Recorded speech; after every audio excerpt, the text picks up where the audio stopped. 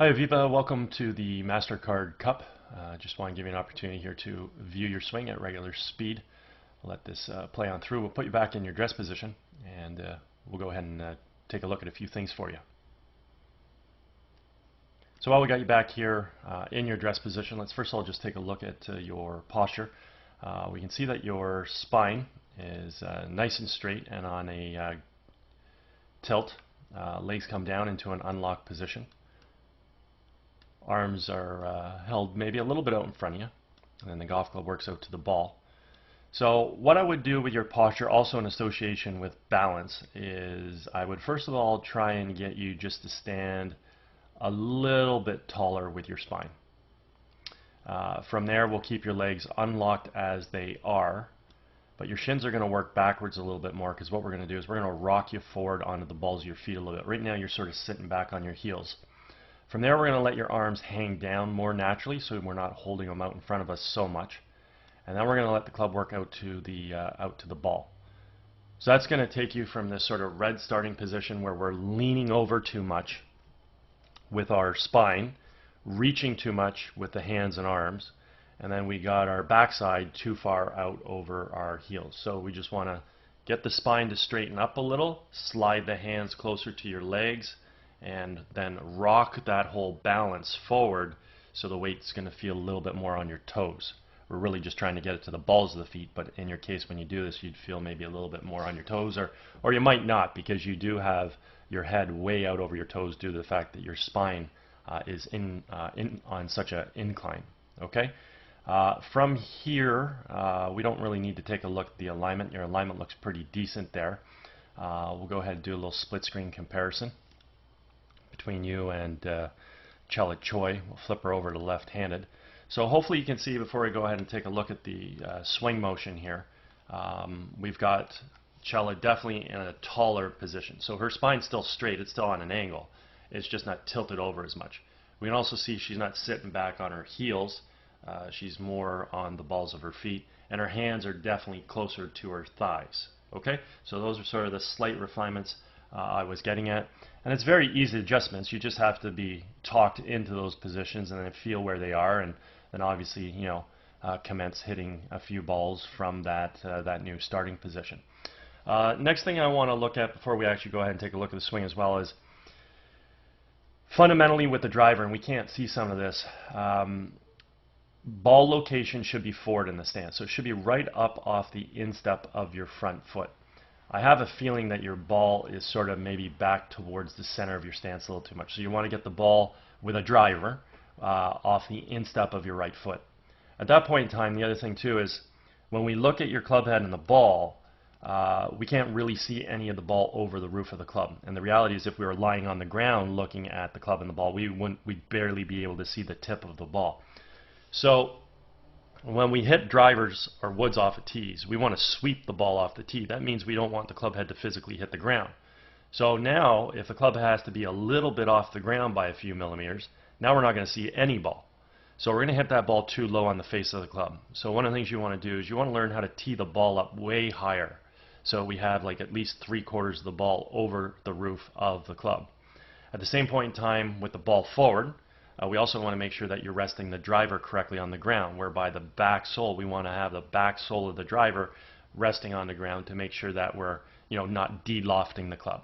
Okay, so those are just some fundamental things. Not sure if you're going to be able to implement them without anybody there to help you completely understand, but ball should be off the instep of your right foot for a driver, tee the ball up higher, and rest the back sole of the driver on the ground.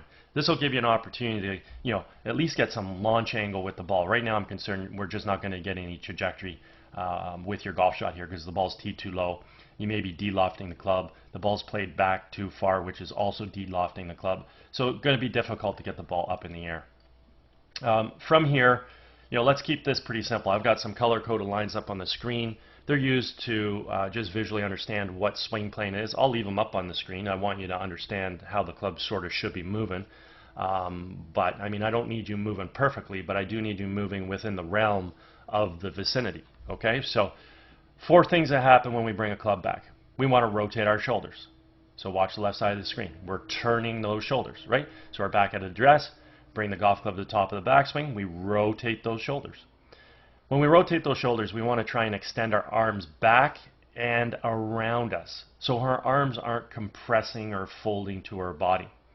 While we do that, we have to create wrist hinge. This is a real important aspect of the golf swing. So right now her club head is below and in front of her hands. Okay, so let's just take a look at this. So the club head, oh, wrong line here, clear that off. The club head is in front of her hands and below her hands. Now, as we bring the golf club back with that turn, we want to create wrist hinge. When we create this wrist hinge, we want to get the club head now above and behind our hands. So at this point in time, the club head now is behind and above. So we're just virtually changing places from address to here. And this wrist hinge is crucial because it does a lot of stuff for you with your backswing, trying to keep the club on plane. And then obviously what it does is it allows you to store power, so we have something so we can actually swing the club head through the golf ball. Okay, so the club head is below and in front of the hands. We got to get the club head above and behind. And what we notice is this club shaft stays on this red line the whole time. So that means the club's swinging back on plane. And then once we get to here, because we continue with the swing, it now works up to this blue-yellow V zone. Okay, don't need to get into detail with that, but hopefully it works back through with the hinge on the red line somewhere, and then works from here up towards sort of yellow. Okay, so we got full turn, got good arm extension, we have wrist hinge, and then the last element is we created this entire movement about a very stable left leg.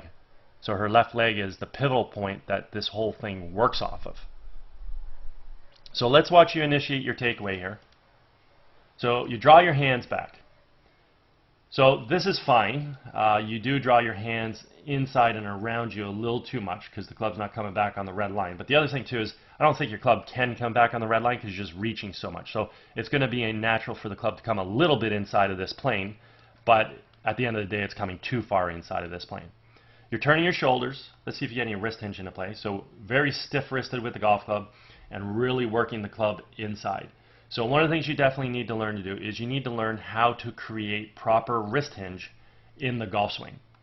Okay, right now there's still no wrist hinge, club's laid off and way inside. Okay, so that club did not stay on the red line and we didn't get that hinge. We're not working that club head above and behind our hands. It's working behind, but it's not working above. Okay, so again, let's look at the left side of the screen, right? This is how we want that club to come back. Your club's working inside of this red line. And it's not hinging. The club head's not working up. Okay? So as we keep on going back here for you, you're going to get set in a shallow position with no wrist hinge. So there we are right there. So your club and your right arm never make it up to yellow. So again, through the hinging process, once you learn and understand what a hinge is, then the club can also work up more and also give you a chance to work up towards yellow. And then set that golf club way better. Okay, you've turned well, stable left side, you've maintained your posture, so you're doing some really good things that we do want to see. But I mean, just it's very important to create this wrist hinge. Okay, from here, when we start our downswing, we simply just want to move the weight from the left foot to the right foot and fire the hands through. So we're just going to swing our hands through the ball, and that left foot, that heel's going to come off the ground. And she's going to get up on her toe of her left foot. Okay, so that's all we're doing. We're at the top. Let's fire the hands, and let's move our weight from our left foot to our right foot, and get up off your left heel. So if you just get up off your left heel as you swing through, the weight transfer should move to the right side, and that should carry you through to a pretty good finish, where we can face the target. Okay, when you swing through, there's no footwork. So you're swinging your hands back into the ball, but you're staying on your left foot. There's no movement to your right side. And your left heel never comes off the ground. So there's just no footwork. Your upper body's doing a great job. It's trying to swing through and get through, but it just can't do anything because the left foot's just not cooperating. Okay? So when you swing through, very simply, let your left heel come off the ground, get up on the toe of your left foot, and stand on your right foot when you're done. Also, when you finish, try and get those hands a little bit higher Right now your right arm's very congested down low alongside your rib cage, and it's causing a very low congested finish. We can see a very, very different finish on the left side of the screen. So, quick little summary, little recap. I mean, you got some good general motion. I mean, your hands come back, they fire through. Your core works, you coil, you uncoil. Your upper body wants to get to a finish, but it's a little bit restricted because we don't have the proper footwork. So one of the primary things to make your golf swing aesthetically look better is just simply create proper footwork with that left foot through to the finish. And it's not a difficult thing to do, okay? As we get to that finish, try and learn to get your hands a little bit higher. That would be ideal, okay? The most important thing for you beyond learning how to get to a finish with proper footwork is definitely learning how to bring this golf club back with proper wrist hinge. Very, very important. Got to learn how to create wrist hinge in the golf swing. And then get you a little bit more upright here. At that point, fire the hands through like you're doing. Bring the left heel off the ground. Get up on the toe of your left foot. And that'll allow you to get through to a better finish, and your golf swing will completely change. At that point in time, once you do those few things, also a little bit change in the starting position, right? You want to have those hands a little closer to you and spine a little bit more upright. So fix up the posture a little bit, give us better wrist hinge coming back so we can set the arms a little bit more upright here. Fire through with the hands like you're doing. Create a little bit of footwork now with your left foot, bringing the heel off the ground as you swing through. You'll get yourself to a better finish, and golf swing will be much, much better. Also, don't forget, tee the ball up higher, make sure it's forward, and then you can create some launch angle, because you can see right here you're topping the ball. And you're topping the ball just because it's teed too low. And you just, if you don't hit the ground, that means your club's off the ground. It's elevated a little bit higher than the ball right now, and you're going to hit the bottom part of your golf club here. So obviously you do have to tee the ball up higher to give yourself any chance to get that ball on the face of the club. Okay? Once you incorporate those things, boy oh boy, your ball striking is going to completely change. And at that point in time, you can get in there and fine-tune whatever you want and really get into your golf swing at that point in time. But introduce some of the things I just talked about, and things will completely change for you. Okay? Anyways, hope you had a great day. Hope you enjoyed getting an opportunity to see your swing on video. If at any point in time you ever want to work on any of these aspects, I'm over at Glen Abbey in Oakville. Be happy to structure a little program for you. Also, if you're involved with any golf tournaments at all, you guys are looking for a unique gift to provide your guests, also feel free to reach out, and I'd be happy to discuss my swing analysis services. Anyways, again, hope you had a wonderful day, and enjoy the rest of the fall here. Take care.